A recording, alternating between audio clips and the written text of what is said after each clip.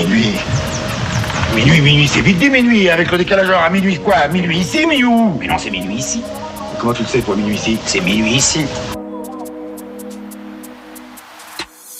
Bonjour, bonsoir, bonne nuit à tous, il est minuit au labo. Vous connaissez le format maintenant pour ce 8e, 9e, 10e épisode, on ne sait plus, ça dépendra dans quelle heure ils sortent. Objectif, 10-12 minutes d'échange, vous connaissez la troupe, Eden, Gwen, Timothy et moi-même. On a le plaisir d'échanger avec vous sur différents sujets, tech, entrepreneuriaux, etc.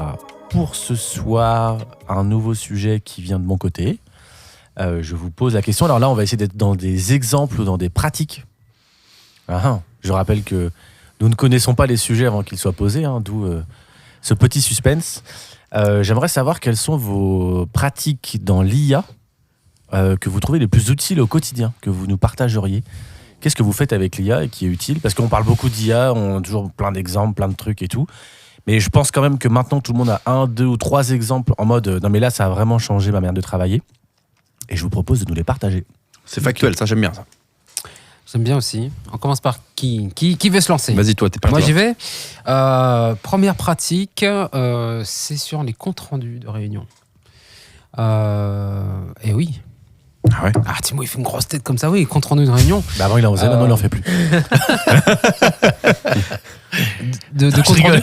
Vas-y. Alors il y a plusieurs choses, il y a plusieurs pratiques en fonction de comment c'est. Est-ce que c'est en présentiel, est-ce que c'est en distanciel, voilà. Quand c'est en présentiel, j'enregistre systématiquement en fait, voilà, la piste audio, ce que je faisais pas avant. Et ensuite, j'ai un petit process une fois que la piste audio est enregistrée, je vais sur Eleven Labs, par exemple, et je fais speech to text. Donc, ça me fait ma transcription intégrale. Et ensuite, ça, je la mets dans une IA et qui me transcrit tout. Avec Timo et Poké, on verra ça. Et du coup, ça me sort le compte rendu avec, j'ai mis un template, vraiment par rapport à ce qu'on doit sortir en output. Voilà. Je rebondis sur ce premier exemple. T'allais en donner un deuxième là, non? Non, je m'arrêtais là. Attends, je rebondis juste parce que du coup, j'en ai un similaire. Moi, je faisais ça aussi avant.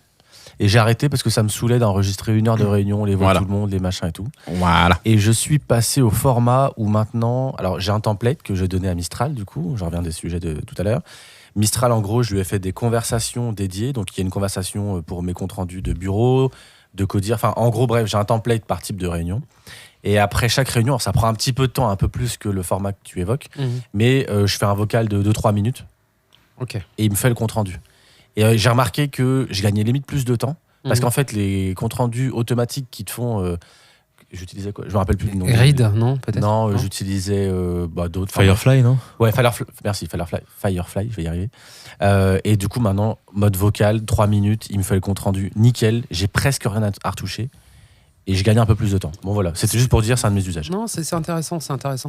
Parce que en fait, je sais pas si... parce que moi, je fais toujours des réunions, souvent des réunions à 2-3 personnes max. Donc en fait, j'ai pas beaucoup en fait, d'intervenants ou de speakers, tu vois. Ce qui fait que finalement... Et en plus, toi, tu fais déjà un compte-rendu vocal. Donc, t'as pas l'intégralité de la conversation. Et moi, je trouve ça vachement intéressant en fait, de lui donner toute la conversation, tous les échanges. Et qu'ensuite, il en ressorte en fait que... Le plus exhaustif. Voilà. Messieurs, autre exemple? Je vais rejoindre Eden quand même sur sa partie, parce que j'utilise aussi dans ce sens-là et assez fréquemment. Et la deuxième chose, c'est sur la synthétisation de à peu près tout ce que je dois faire, ou l'analyse. Typiquement, de par mon métier, je dois quand même analyser pas mal de data, ce qui pouvait prendre plusieurs heures, voire jours. Ce qui prend aujourd'hui beaucoup moins de temps. Ça demande forcément d'aller vérifier que tout ce qui nous sort derrière est exact et que c'est pas juste le fruit de son imagination. Mais ça fait quand même, je pense, 80% du job et 20% Genre pour un client. T'as un client qui arrive dans un nouveau secteur d'activité, tu lui demandes en gros de te sortir l'analyse, c'est ça? Ouais, par exemple, oui, ça peut être dans ce sens-là, mais je le voyais plutôt, je vais lui donner des stats que je sors de son Google Analytics ou quelque chose comme ça, que je vais coupler à des ventes ou à un taux d'abandon de panier, de choses, voilà, et je vais lui demander de me synthétiser tout ça. Tu fais quoi? Tu lui donnes le fichier? Tu lui fais à l'oral ou comment ça se passe? Non, je lui donne des fichiers Excel plutôt, enfin des tableurs, ouais. Et après il les analyse à partir de ces trucs-là. Et globalement, Je suis assez content. Ça demande du travail quand même derrière. C'est pas du tout cuit, mais ça fait plutôt bien les choses. Donc j'en suis assez satisfait. C'est plutôt mes 2 utilisations et synthétisation. Je sais pas. Je veux reformuler un mail pour que ce soit un peu plus lisible, un peu plus correct. Ça marche. Je trouve que ça marche plutôt bien pour me synthétiser. Tu vois, j'ai eu le cas tout à l'heure, un document qui faisait 14 pages. Franchement, j'avais envie de le synthétiser dans les grandes lignes pour avoir vite un retour et après d'aller chercher dans le document les points qui m'intéressaient le plus. Et franchement, ça m'a bien dépanné. Ouais. Ok. Thibaut ? Moi, pas pour de la réunion, parce que la plupart des réunions que je fais, je suis en one-to-one, donc j'ai pas vraiment d'intérêt de le synthétiser. En fait, à la fin de la réunion, généralement, on prend les prochains steps et puis voilà. Quand tu as plusieurs, il y a peut-être un intérêt de faire un compte rendu, mais j'aurais l'impression de passer plus de temps à devoir bien record chaque voix pour que l'IA comprenne bien ce qui se dit et tout. Mais ça fait longtemps que je l'ai pas fait, donc peut-être que ça marche très bien et je vais vous croire là-dessus. Par contre, rédaction de courrier ou mail, en mode j'envoie un document ou un truc qui peut m'aider pour qu'il me rédige tout ça bien avec les bonnes formulations. Ça, je m'en sers beaucoup. Création de contenu réseaux sociaux. J'ai fait une pub il y a pas longtemps pour mon activité de photographe et j'avais besoin d'un carrousel qui convertit parce que j'allais faire un peu de ads. Il m'a dit voilà, carrousel 1, le hook, après 2, prof social, etc. Il m'avait tout mis avec des exemples de phrases d'accroche qui convertissent le mieux par rapport à mon domaine.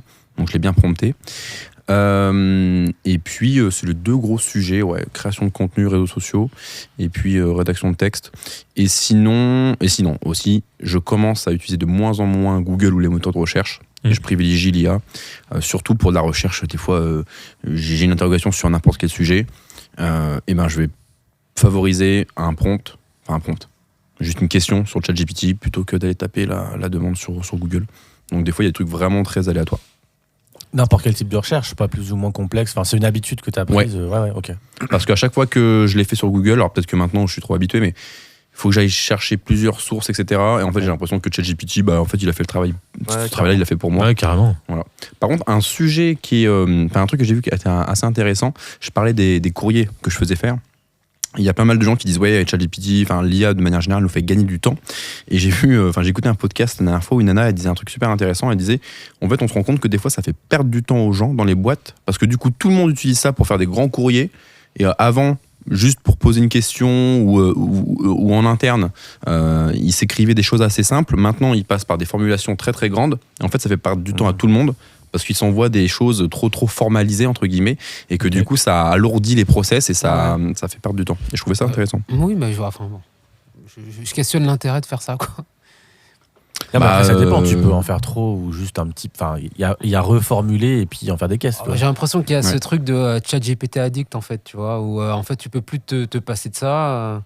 C'est un peu une addiction. Bah oui, c'est-à-dire que tout est prétexte à l'utiliser en disant mais merde, je dis quoi en fait, tu vois. Il est en train de s'énerver. Non mais c'est comme dans tout, il y a un juste milieu. Tu sais, y a des... Ça dépend des besoins. Ça dépend des personnes. Faudrait creuser la question, mais il me semble qu'il y a des sociologues qui tirent la sonnette d'alarme en disant attention, on a en fait une régression de l'intellect ou de l'exercice en fait intellectuel, parce que le réflexe c'est tout de suite d'aller en fait déléguer cette réflexion à un outil en fait, tu vois. Garde-moi ce que tu es en train de dire pour mon prochain sujet de podcast. Là on est sur les je l'ai dans ma liste. Mais t'as raison, ne change pas. Comme n'importe quel outil, il faut faire attention à son usage. Mais justement, là, l'idée, c'est de donner des idées plutôt de bons usages. Et en vrai, la rédaction de courrier, tu vois, parce que c'est pas moins intellectuel d'aller chercher des modèles en ligne de contrats qui sont pas adaptés à ton business ou la résiliation de base. Payer un avocat pour ça, etc. Au bout d'un moment, maintenant, tu fais plus. Rédaction des statuts d'une boîte, aujourd'hui, si c'est un truc pas trop compliqué, tout le monde passera par l'IA. Marvin lève les yeux au ciel. Non, mais je pense à mes avocats, mais ils le savent. On les embrasse. Non, mais puis ils sont d'accord avec ça. C'est juste qu'en vrai, nous, on a la même chose dans le vibe coding, donc le fait que des gens codent leurs propres applis. Tu démarres plus vite, par contre, quand il faut reprendre derrière. Les statuts d'une boîte, c'est le bon exemple. Quand tu démarres, vas-y avec l'IA, avec Captain Contrast, ce que tu veux. Par contre, le jour où tu vas passer au level supérieur, si tu y passes, en fait, c'est ça la question. Tu fais rentrer des investisseurs ou autres. Là, laisse tomber, tu vas repayer ce que tu n'as pas payé au début. Ouais. Mais à la limite, c'est pas grave. T'as mais ça t'a permis de te lancer. C'est très bien. Mais il faut en être conscient. Et toi, ton utilisation, du coup ? Peut-être que ça ne durera pas. Peut-être que d'ici quelques mois, voire années, ça y est. Sauf qu'on en revient comme pour le vibe coding, ça veut dire qu'il faut savoir prompter. Et en fait, l'avocat prompte mieux que toi à l'IA ce qu'il faut demander. L'IA, Oui, si tu carrément, ne demandes pas c'est de normal. faire dans ton pacte d'associé la clause de, je sais pas, earn-out, bon, bah là, il va jamais te le faire, tu vois. Et c'est normal, parce qu'il y a tellement de sujets, c'est à toi de le guider un petit peu. Sinon, là, tu te retrouves dans l'exemple que vous donnez, avec des statuts où il y a 50 000 délibérations qui n'ont plus rien à dire, quoi. Mais attends, on reste sur le bon exemple. Est-ce que tu avais un autre exemple? Écoutez les gars, j'ai 40 minutes de route en général, tous les jours. Aller, donc 80 minutes aller-retour. 1h20. Et C'est le temps qui vient de se passer. 30 secondes, depuis ça le fait début de combien de la temps?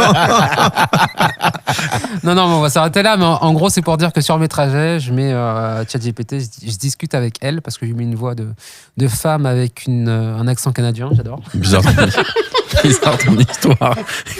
Bah quoi? Je sais pas s'il faut aller au bout de ce point. C'est improbable. Non, On va où là? Non, restons courtois.